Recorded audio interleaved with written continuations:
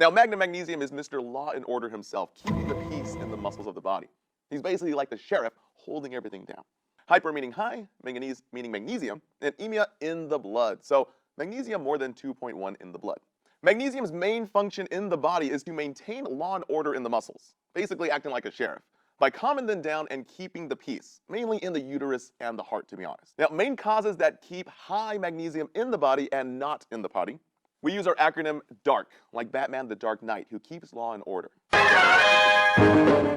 So D stands for DKA, diabetic ketone acidosis, which drains magnesium from the body. A stands for antacids that contain magnesium, like Tums that we use for heartburn.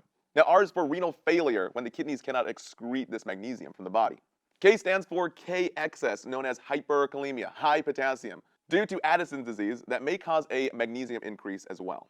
And since magnesium is Mr. Law and Order, keeping the peace in the muscles of your body, well then everything in the body is going to be shh, calm and quiet, law and order. So the heart's going to be calm and quiet. The vital signs are going to be bradycardic, basically a slow heart rate, less than 60 beats per minute. Hypotension, that low blood pressure.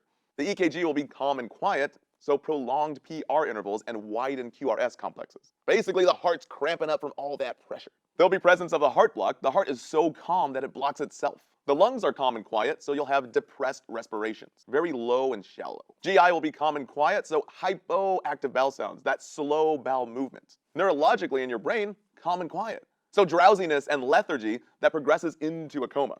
Very, very bad. Lastly, musculoskeletal, calm and quiet. So weakness, diminished or absent DTRs, known as deep tendon reflexes.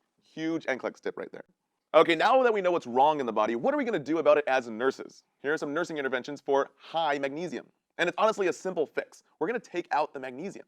So we use the acronym HIM to remember our nursing intervention. So H is for hemodialysis, that backup kidney. It's going to suck all that extra magnesium out of the body and throw it into the potty.